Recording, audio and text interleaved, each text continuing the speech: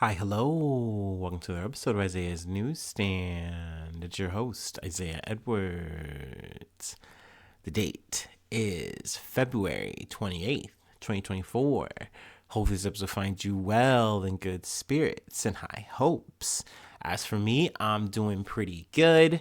Work was pretty good, went well. I will say I got kind of sucker punched by the weather, as is, Ohio tradition. But I will say this time I feel like my weather app kind of fucked me. Like when I heard the high and low for the day, I thought it was gonna be in the 60s. Well, apparently the 60s came and went real fucking fast because we went like right into the 30s, and it's been like in the 30s for like all day. So I don't know if I just misheard that, but I think other people were also just as sucker punched as I was. But hey, that's living in the Midwest. But overall, yeah, the day was good. Let's see. Also, it started cloudy. Skies broke up, so that was nice. Let's see. Food corner last night was the Mexican beef and rice bowl. It was very yummy, very staple, very classic for me. Let's see here. Is there really anything else to report on my life, on my Joneses? No, I think you're all caught up. So let me go ahead, do my startup, and then we will get into some news.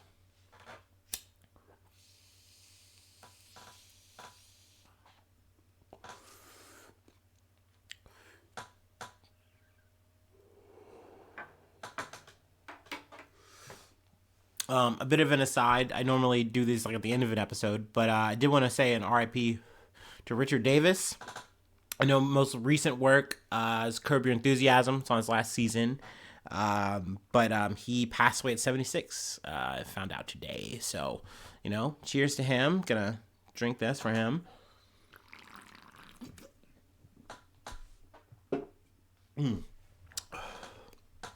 yeah, let's go ahead and get into some news. From the Associated Press, two mayoral hopefuls of a Mexican city are shot dead within 2 hours of each other. Let's see here.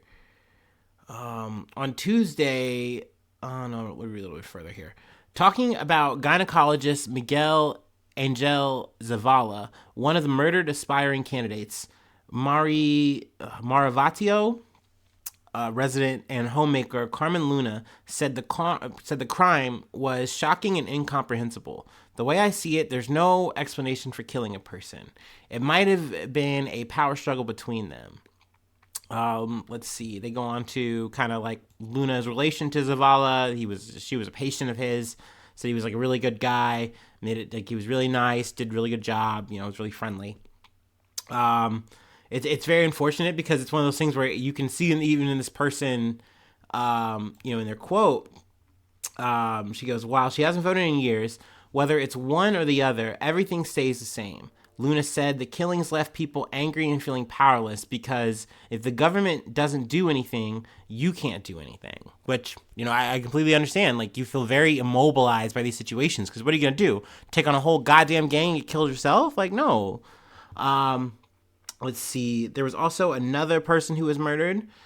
State prosecutors said Tuesday that Armando Perez Luna, no relation to the previous Luna, Carmen Luna, was found shot dead, was found shot to death in his car in Maravatio just before midnight. He was the mayoral candidate for the Conservative National Action Party. So yeah, I don't know if like these two were of different like ideologies or whatever, or anything like that. But it does kind of go to show that, these gangs are saying, hey, like we are trying to send you a message that we can hit you. Like this is the start of your campaign. You're just thinking you want to do this shit. I think a group called Civic Data, they noted that Civic Data said 5 people intending to run for office were killed in Mexico in January. That's crazy. And this also overall, like the numbers were really high in terms of political violence. Let's see. And it just seems that like 2024 is going to be even worse.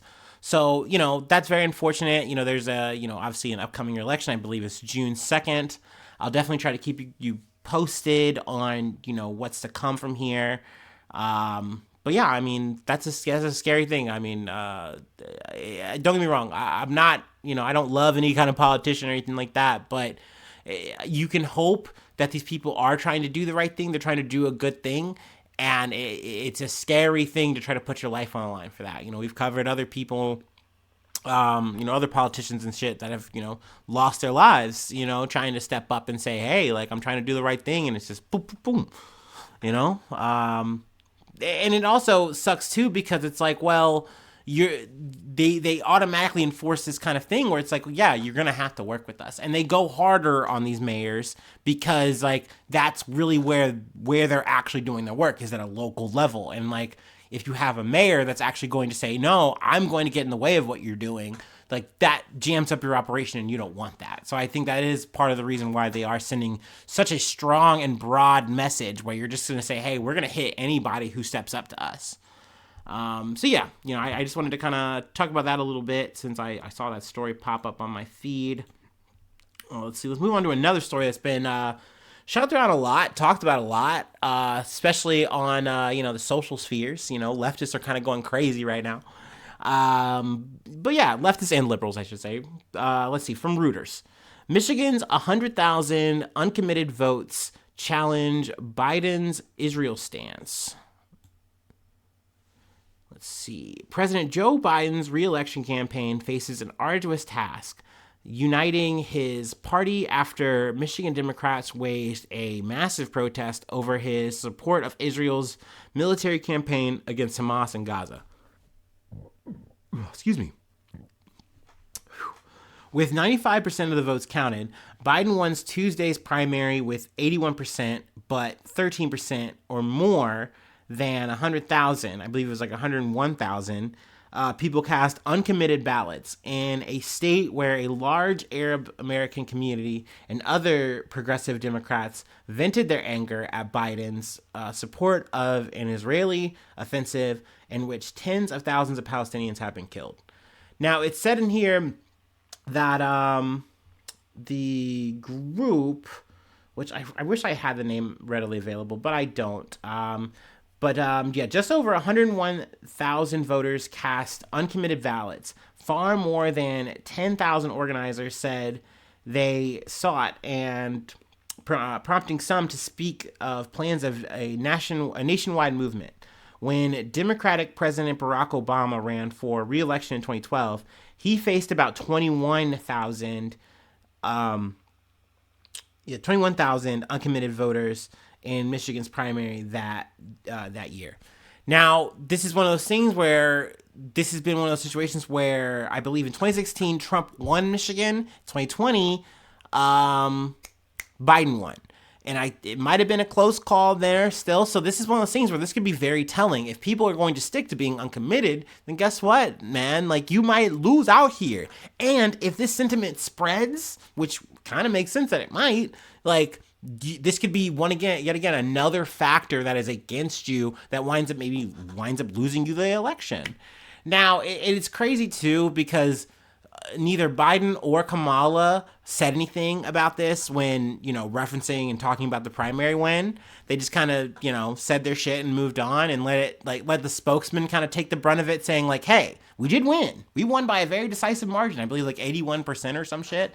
But like, you're essentially saying, but hey, we didn't forget about the Arab community. We're not going to forget about you guys. We're not ignoring you. But like, clearly it seems like that's exactly what you're going to try to do. There was also, let's see here, Joe Biden was on Seth Meyers, right? And there was a protest outside of 30 Rock, where that's filmed or whatever. And I believe like a prominent actress, model, whatever, Hunter Schafer, she was arrested for protesting. So, I mean, these are the kind of things that you just don't want to see if you are Biden administration, if you're trying to run this campaign, you know what I mean? But at the same time, it's like, look, dude, like, you are doing this shit. You are supporting Israel and all the shit that you're doing. Like he's trying to like do this thing where he goes, oh, like, hey, we're working on a ceasefire. In fact, hey, Jack, that shit should be done by Monday. He just fired that shit off. No one is saying that there's going to be an actual ceasefire, that negotiations have gotten to that point. Like, we're not there. But like, Joe Biden is doing everything he can to try to say, hey, I'm doing my best. But like, no, you're not. The only thing that you're doing your best at is supporting Israel, which people are seeing and they hate it. Everyone dislikes that. I mean, granted, there is a poll here. Democrats overall support Biden's handling of the Israel-Hamas conflict by 61%. February polling by Harvard Harris shows. But that's just a fucking poll, man. I'm sure there are some people, like, once again, who are just kind of blindly on board, like, yeah, whatever. Yeah, I stand with Israel. I know what happened on October 7th. And they leave it at that. They aren't going to do any kind of fucking digging. But at the end of the day, if you know how this shit's set up and you're looking at this shit from a bird's eye view, I should say, which I think a lot of people are doing these days. People are not just sticking their heads in the sand like goddamn ostriches. They're actually looking around. They're actually seeing the history of these things, and they're saying, dude, this is fucked up. Like, not to mention, you don't even need to do that. When you're seeing kids getting blown up every fucking day, you're gonna feel a way about it. Like, you're not just gonna be like, oh, wait, we're giving these people that ammunition. Like, we're supporting this shit. Like, our president is standing by that. So it bothers people. Like, when you are someone who is an actual progressive, when you're someone who is actually trying to, like, you know, see some change, like the kind of shit that Biden promised, you go, wow, this is yet again another example of how this motherfucker is failing. So I do find myself thinking, like, man, I wonder what's going to become of, this election. You know what I mean? And obviously, a lot of election talk everywhere all the time this year. I should mention, too, obviously, Trump's on the other side here. Nikki Haley is still running, and Ted Susan is still losing. That is a Jet Moto thing? That's an inside joke for someone who doesn't even listen to this. Sorry about that, but whatever. Anyway, I don't know what Nikki Haley is really planning on doing other than just hanging out. You know, she's just like now, the vibes gal. But hey, kudos to her. I know the Koch brothers, they officially like stopped funding her campaign. They're like, hey, wish her the best. We're rooting for her, but we're going to focus our money and our time on like more down ticket shit, like other, policies, other Republican bullshit. They're not really putting a stake in the main fucking campaign anymore. So yeah, I mean, I kind of, after this, really don't care too much about the primaries. I know Super Tuesday is coming up, but I will say that's why this, 100,000, what is it? I'm missing the word. God damn it. Uncommitted votes. Like, it is doing something. It's not nothing. There was something else I wanted to pull here. The votes are enough to send 2 uncommitted delegates to the Democrats' National Convention in August. Our delegation plans to hold the Democratic nominee accountable to our community's anti-war agenda at the Democratic National Convention in Chicago in August. Said, listen to Michigan. There we go. I'm so glad I read this. Said, listen to Michigan, one of the groups behind the uncommitted vote. That was the group I had heard about the most in this situation. So yeah, I mean, how do I personally feel about it? I find this interesting in a good way. You know what I mean? Does it sway me personally in how I'm going to vote? No, it really doesn't. Like, I still don't feel like I'm convinced that I should not vote, which it's still weird to me that we've gotten to this place at that's kind of the conversation now where I hear people who are obviously even more left than I am just saying, you know what you should just do is just not vote. Like take the shit all the way. There are some people who are in this movement who say, oh, like, we're doing this to pressure Biden. Like, we want Biden to understand that these are the stakes, that he could lose, we could not come out for him, and that could happen. And there's some people who are like completely maximal about this and saying, no, I've already decided I'm not going to vote for this. In fact, if you go out and vote for Joe Biden, whoever, you're a coward. I've literally heard motherfuckers like yapping about this fucking shit. And I understand it. I understand being not upset. I get it. But me personally, I still think that we are going to boil down to team sports, and you're going to have to pick one guy or the other guy, and if you pick no guy, well, guess what? You're picking by omission in my mind. That's not to say that I'm saying this to influence or push anybody. I'm just saying, like, hey, I'm still probably going to wind up voting. You haven't convinced me yet, because once again, if you my thoughts and feeling about this is, if you are pushing an inaction, that's not enough. Like, that's just as useless as, like, well, no, it is just as useless to me. Like, you have to give me some kind of action then. Like, organize me to do something else. That is where I'm at. You know what I mean? So I don't want to push that narrative on my listeners or anyone else. At the end of the day, if you're not going to vote, though, I completely understand. I completely get it. I've covered a lot of shit, not just the Israel-Palestine shit that gives me so much pause on Joe Biden. I get it. But yeah, I mean, I still don't love Trump or anything like that. I'm still not rooting for him or any goddamn conservative you put up on the goddamn map. But speaking of conservatives, I'm going to take this time to segue into our next story from the Associated Press. McConnell will step down as Senate Republican leader in November after a record run in the job. So I was really hoping when I first heard this news that he was like gonna be out like sooner than later. I gotta say, hey, before we get too ahead of ourselves, he's gonna be in the Senate till 2027, but he is gonna be stepping down from his main role as party leader or whatever the fuck, Senate leader, yeah. But yeah, you can say party leader, whatever. I'm not wrong there. Sorry, bumped the table. Mitch McConnell, the longest-serving Senate leader in history, who maintained his power in the face of dramatic convulsions in the Republican Party from almost 2 decades, will step down from that position in November.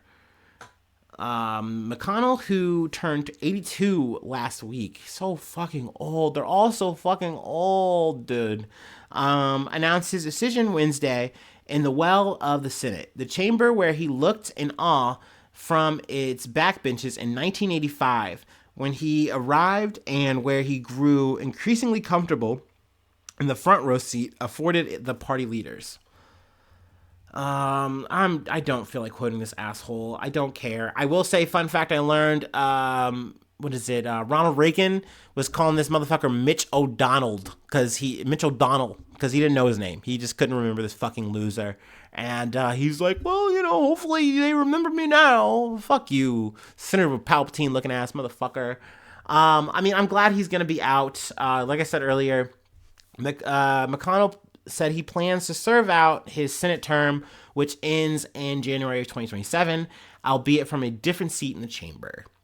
So yeah, I will give this guy credit for being an evil son of a bitch. He sure ran his shit, even to the point of other Republicans did not like this guy.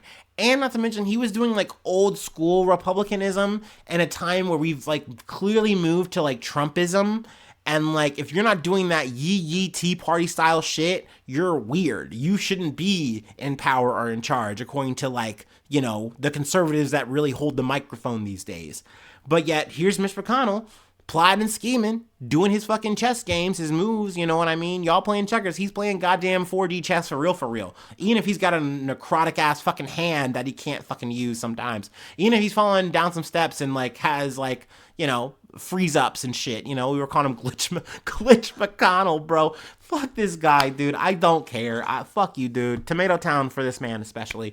I haven't really thrown some tomatoes in a while, but oh man, I hate this dude. I hate a bitch McConnell. I don't give a fuck. He's saying that hey, it's not for my health. It's just time. My wife, her sister died, and I'm thinking about mortality and shit. I'm on my Marcus Aurelius stoicism shit. I don't fucking know or care why he's gonna be out. But hey, clap it up. Fuck you, dude. Good run. Fuck you. Whatever, man. Yeah. Boo this man. I'm sure there's more details. I really don't give a shit. You can read the article if you'd like. He's still gonna be around. I am curious though. Who's going to be taking the reins? Who's going to get the spot, when that time comes? But sure enough, rest assured, I'll be there to cover it. I'll be badly, but I'll be there to cover it. God damn it. Anyway, let's move on to the next beat. I don't feel like wasting time on that fucker, that old fucker. From NPR. No, Wendy says it isn't planning to introduce surge pricing. I wanted to use this article because I initially heard it as surge pricing. This is them explaining the article or explaining that a little bit better, that it's specifically not surge pricing what Wendy's is doing, but it is something that they're going to call dynamic pricing, which I will say is the same fucking thing. You're just using different jargon to try to think that we're not fucking intelligent enough to understand what you're doing. But let's talk about it. Let's get into that biggie bag. You may have seen news stories this week suggesting that Wendy's was planning to implement a practice known as surge pricing, which is when companies increase the price of products and services in real time as demand goes up. In other words, if you found yourself standing in line at a Wendy's during a busy lunchtime rush, you might be sold a more costly Frosty. The hubbub came in response to comments made by Kirk Tanner, the fast food chain's president and CEO during February 15th earnings call. Beginning as early as 2025, we will begin testing more enhanced features like dynamic pricing and day part offerings. Tanner was talking about the company's $20 million investment in new digital menu boards and said the technology would empower Wendy's to experiment with a few novel strategies, including so-called dynamic pricing. But after news outlets ran stories warning that Wendy's was planning to hike prices during busier times of the day, company executives tried to better explain what Tanner meant.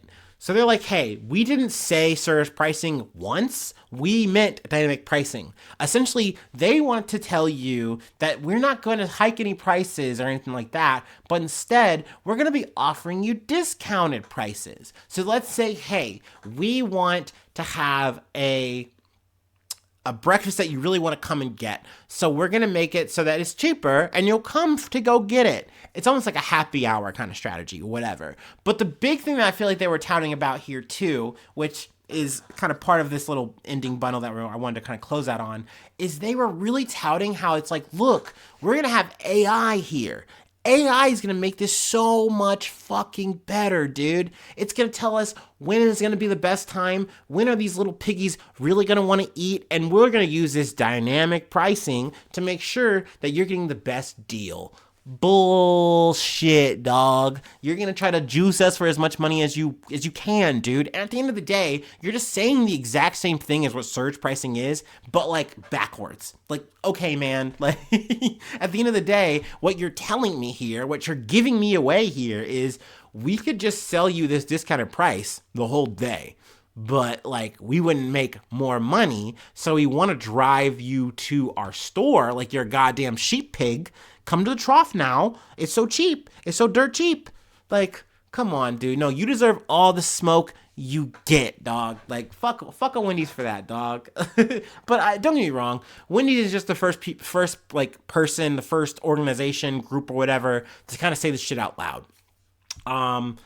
I find it so funny that these companies keep touting how cool AI is, like how this is going to make things so much fucking better. But truly, it's like, no, dude, it's just another way to try to fleece our fucking wallet. Like, that's the best it can do. And it's not even innovative. Like, you could have people do this. People do this shit throughout the year. Like, that's how Sonic comes up with, like, the fucking... happy hour for the drinks and all that kind of shit, dude. Like, you're not gaming anyone here, really. Like, it just feels so strange that we're hyping up machine learning, something we've been doing for a very long time now, but because it's such a cool buzzword, you just keep finding it in places, and motherfuckers keep wanting to run TED Talks and seminars about this shit. It's like, dog, this is just scamware. It's just scamware. Just be for real. Don't get me wrong, I do think that AI can have some benefits, but I mean, let's go ahead and talk about it a little bit more. We have one more thing I wanted to cover before I let you go. But you know what that means. I'm going to take my break. I'm going to open up my mind. I'm going to relax. I've heated up. So let me go ahead and do this, and we'll get a little wonky with it, or wonka with it, I should say.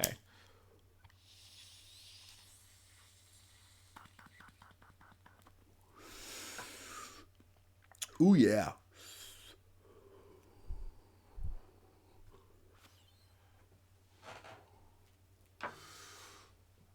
Ooh.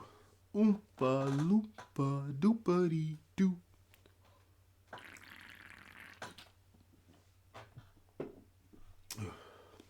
I've got another story for you. All right. From NBC News. A Willy Wonka inspired experience scam was so bad that people called the cops. People who attended a Willy Wonka inspired chocolate experience in Glasgow, Scotland, were promised extraordinary props, oversized lollipops, and a paradise of sweet treats, all promoted with dreamlike candy-colored images on its website. When ticket holders arrived at the event over the weekend, they instead found a sparsely decorated warehouse with nothing resembling the Charlie and the Chocolate Factory franchise the event evoked in its advertising. It was just ridiculous. I mean, very amateurish. Absolutely nothing like what was described, said Alana Lockins, who paid £35 per ticket, or $44.44, to take her 2 young kids to the experience. For the sake of my children, we were trying to be happy and smiley so they wouldn't pick up on the disappointment, and just tried to make the best of the bad situation. I will say that the picture I have in the thumbnail is of that. Like, I could not imagine walking into a room, seeing just a lady covered in orange paint, and, you know, obviously I see you're trying to do Oompa Loompa, but you just have science fair materials in front of me, and everything is smoky. Like, you look in, and it's just like a warehouse-looking area, and there's a place where I think you can get food, and there's like a bench you can see people eating. It does not look cool at all. Though apparently I think a lot of this was made by like kind of like an AI kind of thing. Let me read my little highlighted portion here. The event website touted interactive exhibits, and images shared on the site couldn't be found elsewhere on the internet through reverse image searches. Some bore known hallmarks of AI creation, most notably strange and nonsensical lettering. Now, I almost wonder if that, like you know how it can be like, hey, this thing looks like it has like 20 fingers and like there's like 5 hands and shit, and things almost look right, but they're a little uncanny. I wonder if that like plays into the Willy Wonka aesthetic in a way. Or, I mean, I hate to say it, I'm not trying to victim blame here. Or is it just maybe that the parents are kind of like suckers? I don't know. I get it. Like, I can understand, you know, there's a bit of maybe a Willy Wonka vibe, craze, trend, because you had Timothée Chalamet, you know, in that whole movie. So you're like, hey, you know, my kids, you know about Willy Wonka now. And I remember Willy Wonka when I was a kid and shit. And, you know, maybe this thing is going to be cool. And you just say, hey, this will be worth a try. And then you get there and you're like, oh my fucking God, looks like Five Nights at Freddy's. This looks like Five Nights at Freddy's, dude. It's bad looking. And then there's the other half of this too, where we're gonna let's talk about the staff, right? 2 actors hired for the event who spoke to NBC News said they were promised £500 to perform in theme costumes that weekend. They each said the script they were given appeared AI generated because of its gibberish wording. And when they showed up for the rehearsal Friday night, more alarm bells went off. So it sounds like the event organizers who were Illuminati, I think they're called like something Illuminati or something like that. I should probably try to dig this up. House of Illuminati. So, I mean, that's a little sussy-bussy, maybe. I don't know. I'm not really fucking for the group that's actually saying they're the Illuminati. Like just dead on. There's no cheekiness here. Like, we're the Illuminatis. Like, no. Like, that seems a little sussy-bussy. But then again, I mean, hey, if you're paying, then I'm showing up. Like, if we're talking from a worker perspective, a gig perspective, you're like, hey, a gig is a gig. If I can pull off being an Oompa Loompa, then I'll wear the paint. Sure, whatever. Give me the wig.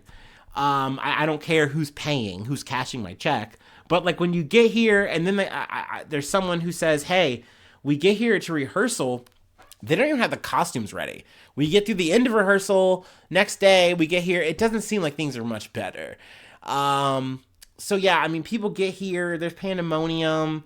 Shit's just going bad, and eventually it gets so bad that people are like demanding refunds, and they're not getting them immediately. I think House of Illuminati said, hey, we will issue a refund. It takes about like 10 business days. obviously people weren't hearing that, so the cops get called. Essentially, they're not going to be able to do anything. They're just kind of trying to keep the peace. But yeah, I mean, definitely a whole ass fucking like scene.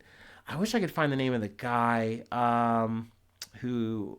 Oh, Billy Cowell, whatever, the company's director. But yeah, I mean, since everything has kind of hit the fan, he hasn't really responded to any requests. He's kind of wiped his internet presence, gone dark, if you will. So yeah, I mean, some people are comparing this scam, like some of the people who the victims are comparing this scam to Friar Fest. I wouldn't say it's as bad as Friar Fest. Like, you and your children weren't stuck on a random island with, like, tomatoes in a fucking, to-go tray to eat, okay? It's not that bad, but I will say it's definitely, you can call it a scam, for sure. Especially if you don't get your money back. Yeah, that's a grift. They got you, unfortunately. And yeah, maybe mea culpa here on coming for the parents. Like I said, I can understand, maybe this is me just not having kids and saying, hey man, like my kids are barking down my door, or I just saw this thing and I think my kid would just love to have some sweets and look at a guy with a crazy top hat. Like, it's something to kill a Saturday, man. I'll take anything. So, by all means, I get it. Hopefully they get some kind of compensation. I know the event place, I know I'm a little sloppy here on the end, but the event place said, hey, like, we were not responsible for this. We thought this was just going to be an on-the-level event. Box Hub. So they're trying to say they've been in contact with several parents. They're offering up the venue to like host a space and try to make up for it. So I don't know if it's like going to be a free of charge thing. I don't know what you would do. Like, hey, now we're going to come back to the event hall and it's minus the couple of lollipops and the shitty food. I don't know. But hopefully whatever happens gets worked out. If I do find out anything, I will definitely keep you abreast of that information. But yeah, we'll go ahead and call it. Oh, I went a little longer than usual. My bad. But if you'd like to help out and support, you can. Become a newsie today. Shout you out at the top of the month. Plug a project if you like. Free ways to hit me up, isaiahnews1@gmail.com. Feel free to follow me or the podcast on any of the socials. Hit me up there. And you can always hit me up in the comments of this episode. If you're listening on YouTube, while you're there, you could give me a subscription, a little, subscribe button, hit that. Or on any of your platforms you listen to, it's always helpful. It's always useful to do that. Hit the like button, give me all the stars, whatever is applicable. Feel free to share. That's cool. That'd be, if you would be so bold, it would mean a lot. But truly, it means the world to me that you've listened. I say this a lot when I remember, when I can, even though I'm running long here. It really does mean this so much that you tune in. So thank you so much for that. Thank you so much for being a friend. And hopefully I see you soon for some more good news. I love you. Bye-bye. Mwah.